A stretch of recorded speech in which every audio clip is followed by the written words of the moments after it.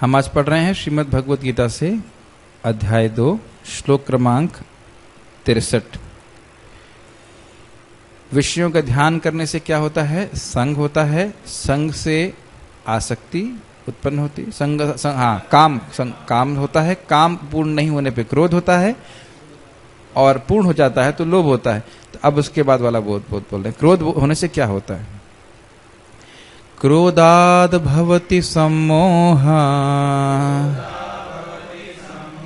सम्मोहात् स्मृति विभ्रमः, स्मृतिभ्रंशात् बुद्धिनाशो, बुद्धिनाशात् प्रणश्यति। तो अर्थ बड़ा स्पष्ट है। क्रोध से सम्मोह यानी सम्यक मोह उत्पन्न होता है, बढ़िया वाला मोह, और सम्यक मोह से स्मृति की विभ्रम हो जाता है, भूल जाता है व्यक्ति। स्मृति भ्रंश होने से बुद्धि का नाश होता है और बुद्धि नाश होने से वह प्रणश्यति भौतिक भोग में वापस गिर जाता है। क्रोध से अनुवाद, क्रोध से पूर्ण मोह उत्पन्न होता है और मोह से स्मरण शक्ति का विभ्रम हो जाता है। जब स्मरण शक्ति भ्रमित हो जाती है तो बुद्धि नष्ट हो जाती है और बुद्धि नष्ट होने पर मनुष्य भव कूप में पुनः गिर जाता है। एक प्रश्न उठा सकते हैं आप कि मनुष्य तो भव कूप में पहले ही से गिरा हुआ है, तो अब ये क्यों बोल रहे हैं कि पुनः गिर जाता है? अर्थात ऐसे समझिए, कोई व्यक्ति कुएं में गिरा हुआ है, अब उसने रस्सी पकड़ी और वो ऊपर चढ़ना चाहता है, तो ऊपर चढ़ने के प्रोसेस में तो है, लेकिन फिर विषयों का ध्यान करने पड़ा तो फिर नीचे से गिर पड़ेगा। ये कहने का अर्थ। जैसे आप सोबारी मुनि के बारे में जानते हैं, ये पास में इनका आश्रम था, बढ़िया से भजन कर रहे थे, 10,000 साल भजन किया, एक वैष्णव अपराध हो गया था तो फिर भोगों में लग गया। ये ध्यान देना चाहिए कि वो हमेशा के लिए नहीं लगे, कुछ साल तक लगे, उसके बाद फिर वह भगवान उनको स्मृति लाई। लेकिन ये ध्यान देना वाली बात है कि व्यक्ति पुनः कूप में गिर जाता है। कूप मतलब फिर से भोगों में लग जाता है। तो अभी हम टीका पढ़ेंगे तो स्पष्ट हो जाएगा। गीताभूषण टीका। उस क्रोध से कार्य अकार्य का विवेक समाप्त हो जाएगा, अर्थात सम्यक मोह। एक बहुत सुंदर उदाहरण है, लीला आप जानते हैं। विश्वरूप का वध इंद्र ने क्रोध में कर दिया। क्यों किया था? क्योंकि वह दैत्यों को भी क्या कहते हैं, यज्ञ आहुति दे रहे थे। तब वह विचार नहीं कि बिल्कुल निरपराधी हैं, ये ब्राह्मण हैं और ये मेरे गुरु हैं। आपको पता होगा कि उन्होंने नारायण का वच दिया, सब भूल गए और क्रोध में इस प्रकार से वध किया। एक जगह और भी क्रोध में एक ब्राह्मण की हत्या करे थे इंद्र, और वो हैं स्वयं दधीची ऋषि। पता होगा आपको, जब उन्होंने घोड़े के सिर से ब्रह्म विद्या दिया तो फिर इंद्र आकर के गला काट दी। वो अलग बात है कि फिर से उनका गर्दन जोड़ दी गई। तो आप ये देख सकते हैं कि क्रोध में व्यक्ति भूल जाता है कि उसे करना क्या है और क्या नहीं करना है। कार्य और कार्य का विवेक एकदम समाप्त हो जाता है। बहुत डेंजरस है। इस सम्मोह से अपनी इंद्रियों को निग्रह करने के विषय में जो उसकी योजनाएं हैं उनकी विस्मृति हो जाती है। इसे कहते हैं स्मृति विभ्रमा। ये समझ में आया? मुझे अपनी इंद्रियां संयमित करनी चाहिए, मैं भक्ति कर रहा हूं या योग पथ पे लगा हुआ हूं, ये भूल जाता है व्यक्ति। यह भी भूल जाता है कि अगर दोबारा जन्म लेना पड़ा तो मां के गर्भ में कितना कष्ट होगा। बल्कि मन बोलने लगता है, अरे देखा जाएगा। बताओ, देखना चाहते हो? इस प्रकार से होता है। बहुत अच्छा अर्थ है। हाँ, पहला सम्यक मोह का अर्थ क्या है? विवेक समाप्त हो जाएगा। स्मृति विभ्रमा मतलब इंद्रियों का निग्रह करना है, ये भूल जाएगा। इस विस्मृति से आत्मज्ञान प्राप्त करने का निश्चय ध्वस्त हो जाता है। देखिए, निश्चय ये बुद्धि में ही होता है, ये तो स्पष्ट है, इसमें तो समझाने की जरूरत नहीं है। और आत्मज्ञान प्राप्त करने के लिए इंद्रिय निग्रह करना होगा, ये तो हमने सीखा था। इंद्रिय को संयमित करना होगा। तो जब भूल गया कि इंद्रिय संयमित करना है तो बुद्धि का सारा निश्चय ही समाप्त हो गया। रिलेशनशिप समझ पा रहे होंगे आप? समझ रहे हैं? कई बार हम आप देखते हैं इस प्रकार से, कुछ साल भक्ति करने के बाद लोग भक्ति को त्याग देते हैं। क्यों? क्योंकि सोचते हैं कि इंद्रिय निग्रह करना बड़ा कष्टकारी है।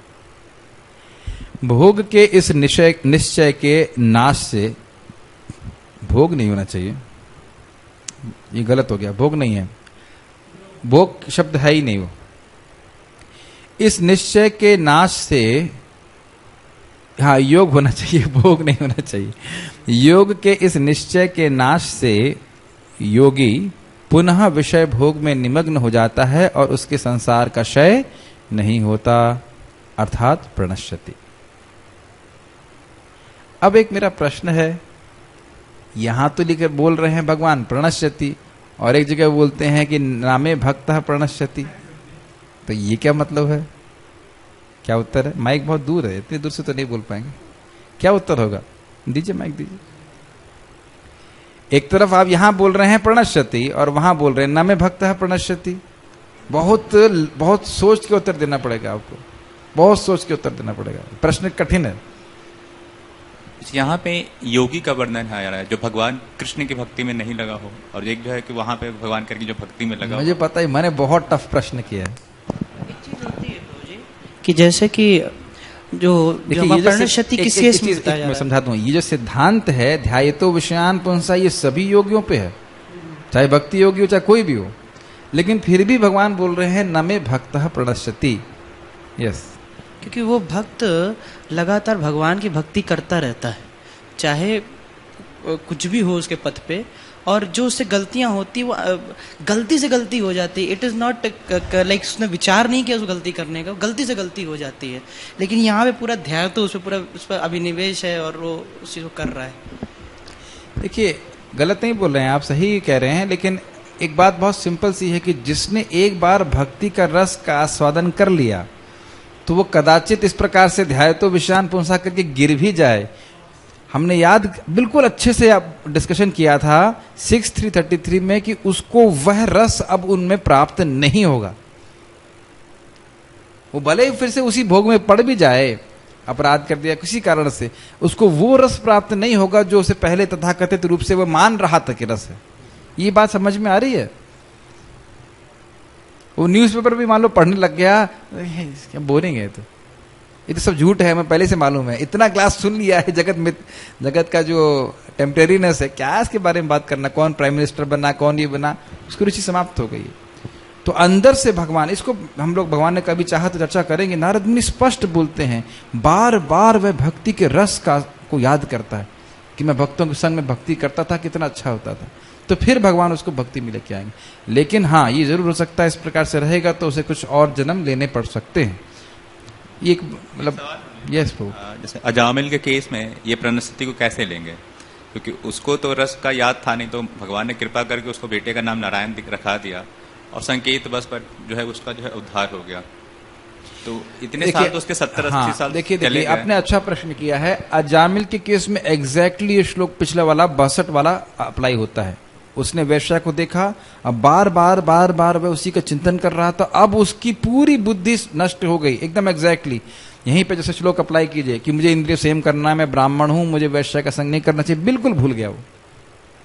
लेकिन भगवान ने कृपा करके जैसे बच्चे का नाम नारायण दिलवाया, उस समय बड़ा स्पष्ट लिखा हुआ है निरीक्षमाणा तल लीला, उसका चित्त वैश्या में नहीं था, अपने बच्चे पे था। महाराज जी समझाते हैं बड़ा स्पष्ट है, नारायण नारायण बोल रहा था बड़े अफेक्शन से, और श्री विश्वनाथ चक्रवर्ती ठाकुर जी बोलते हैं बड़ा स्पष्ट, पहली बार जब उसने नारायण बोला तो सारे पाप नष्ट हुए, और जितनी बार वो अगली बार नारायण बोल रहा था उसकी भक्ति अनजाने में बढ़ रही थी। ये बहुत इंपॉर्टेंट बात है।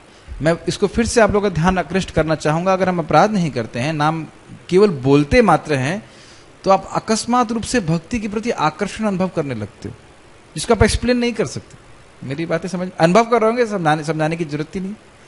शुरुआत में उनको पता भी नहीं होता कि हरे कृष्णा क्यों करना है, लेकिन भक्त बड़े चतुर होते हैं, कहते एक माला तो कर ही सकते हैं, हाँ एक माला तुम कर सकते हैं। करते करते हमारी भक्ति बढ़ने लगती है, और भक्ति बढ़ने लगती तो भक्ति का स्वाद भी मिलने लगता है।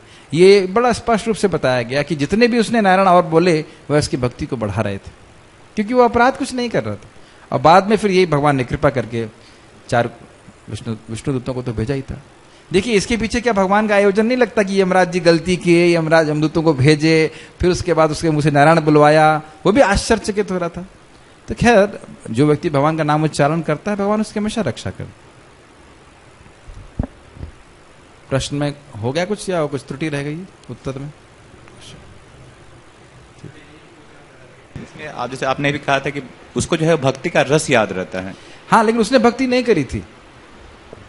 ध्यान देना चाहिए कि उसने स्वरूप सिद्ध भक्ति का आश्रय नहीं लिया था। विश्वनाथ चक्रवर्ती ठाकुर समझाते हैं, और उसको वह भक्ति जैसे वर्णाश्रम के संग थोड़ी बहुत की जाती है साइड में, उसे गौण भक्ति कहा जाता है, उस रूप से कर रहा था। और वो पश्चाताप भी नहीं कर रहा था, बाद में उसने किया। लेकिन सौबरी मुनि के जैसे केस में है कि वो पश्चाताप करते हैं, बाद में उनको रियलाइज होता है और वो अपने आप को धिक्कारते हैं कि मैंने इतना साल जो है वो किया अपने तो ये आप देखेंगे कि अजामिल ने भी पश्चाताप किया। वो बाद में जब विष्णु दूतों का कन्वर्सेशन उसने हाँ, सुना तो उसके हुआ बाद ना, उसको पश्चाताप realize तो हुआ ना उसको। Yes yes. मुझ भगवान की शरण में आए बिना इंद्रियां दुर्बल मन को उसके विषयों से जोड़ देती हैं। तो स्पष्ट है। क्यों? क्योंकि मन के लिए कोई हायर गोल नहीं है, उच्चतर गोल नहीं है।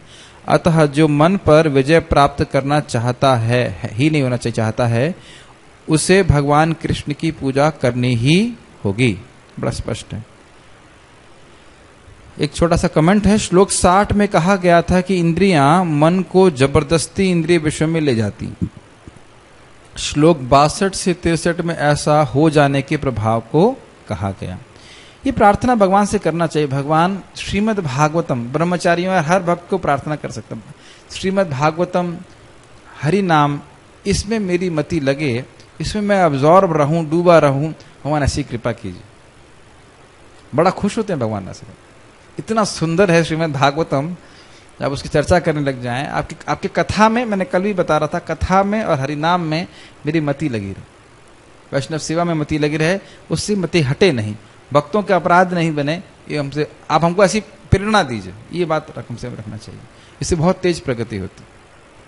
ठीक है, तात्पर्य को पढ़िए। श्रील रूप गोस्वामी ने हमें यह आदेश दिया है। कानपुर से आए हुए अनुपम कृष्ण प्रभु जी। श्री रूप गोस्वामी ने हमें यह आदेश दिया है, प्रापंचिकतया बुद्ध्या हरि संबंधी वस्तुनः मुमुक्षुभि परित्यागो वैराग्यम फल्गु कथ्यते। ये समझ लेना चाहिए इसका अर्थ। प्रापंचिकतया, जगत प्रपंच, ये भौतिक मानना, क्या? हरि संबंधी वस्तुनः, जो वस्तु में हरि के संबंध में है, उनके प्रति प्रापंचिक बुद्धि करना कि ये तो भौतिक हैं और इस कारण से इसको त्याग देना, ऐसा मुमुक्षु, उसका वैराग्य फल्गु कथ्यते, फल्गु कहा जाता है। शुष्क वैराग्य है, झूठा वैराग्य। यस, पढ़िए। कृष्ण भावनामृत के विकास से मनुष्य जान सकता है कि प्रत्येक वस्तु का उपयोग भगवान की सेवा के लिए किया जा सकता है। यस, यानी कि ये जगत माया नहीं है तो माया क्या है? माया जो नहीं है, तो जगत माया तो नहीं है कि है? हमारे विजन के ऊपर डिपेंड करता तो है। क्या विजन माया है? हर चीज को अगर हम भगवान से देखते हैं, एक से तो कांग्रेगेशन हाँ बताइए, चलिए इनके जो पास चीज कृष्ण से कनेक्टेड नहीं है वो माया है। अच्छा, अब इन्होंने बोला जो चीज कृष्ण से कनेक्टेड नहीं है वो माया है। अभी बताइए कौन सी चीज कृष्ण से कनेक्टेड नहीं है? हम इस तरह से देख रहे थे, ये हॉल को ही अगर, यस, हर वस्तु भगवान की ही है, तो अगर हम भगवान के संग देख रहे हैं तो माया से प्रभावित नहीं है। अच्छा, अगर भगवान के संबंध में नहीं देखेंगे तो कैसे देखेंगे? अपने भोग के लिए, अपने भोग के लिए देखेंगे, तो ये माया है, इसको त्याग दीजिए। यस, जो कृष्ण भावनामृत के ज्ञान से रहित है, वे कृत्रिम ढंग से भौतिक विषयों से बचने का प्रयास करते हैं। फलतः वे भव बंधन से तथाकथित वैराग्य फल्गु अर्थात गौड़ कहलाता है।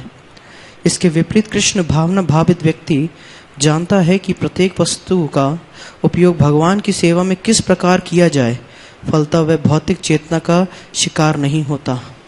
उदाहरणार्थ, निर्विशेषवादी के अनुसार भगवान निराकार होने के कारण भोजन नहीं कर सकते, अतः वह अच्छे खाद्यों से बचता रहता है। किंतु भक्त जानता है कि कृष्ण परम भोक्ता हैं और भक्ति पूर्वक उन पर जो भी भेंट चढ़ाई जाती है उसे वे खाते हैं। अतः भगवान को अच्छा भोजन चढ़ाने के बाद भक्त प्रसाद ग्रहण करता है।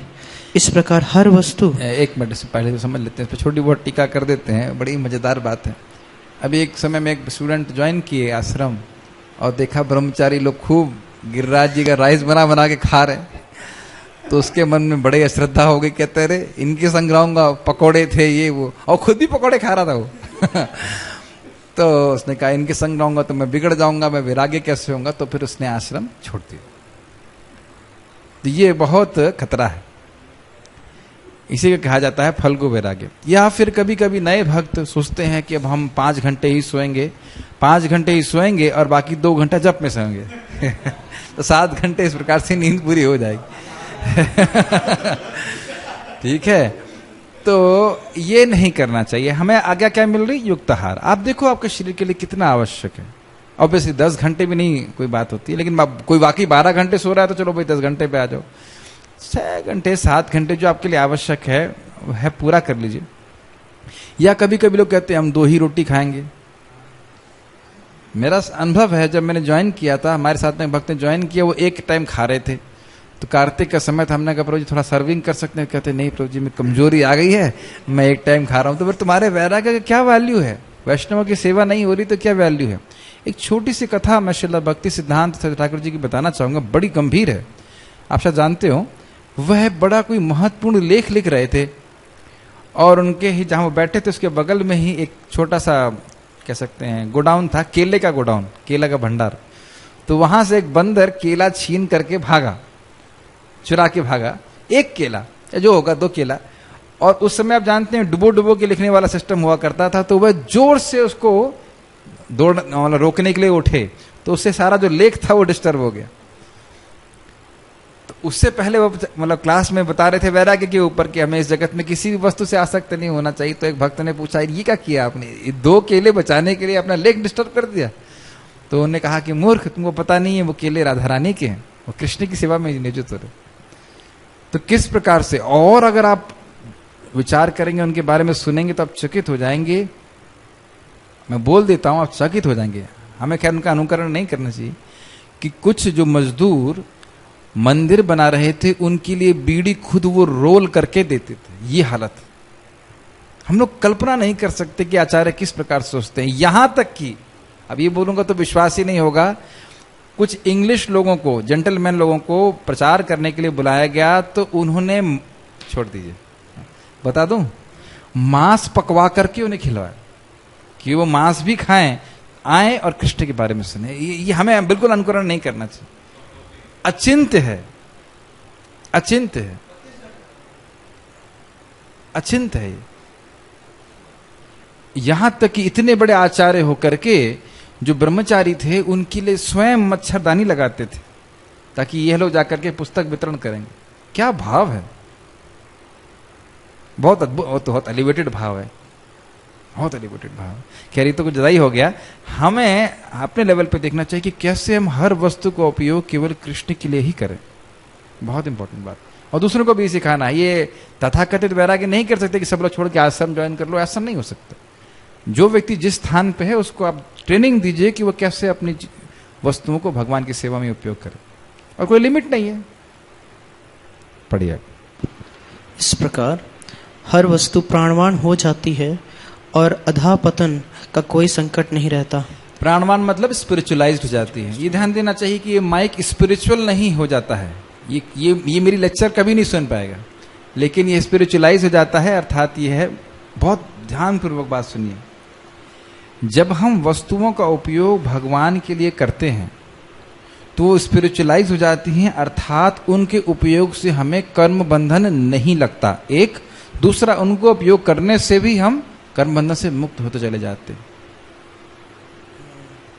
वो वस्तुएं तो वो भौतिक ही रहेंगी, वो उसमें कोई चेतना नहीं आ जाएगी, लेकिन वस्तुओं का उपयोग करने से हम आध्यात्मिकता में आगे बढ़ जाएंगे। पढ़िए आगे।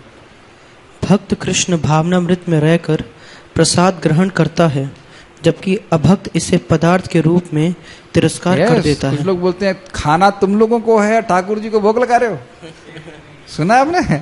कई बार ऐसे बोलते, खाना तुम लोगों को है, रसगुल्ले खाने, ये खाने, या बस भोग लगाने का दिखावा कर रहे हो, ऐसा बोलते हैं। वो समझ नहीं पाते। यस।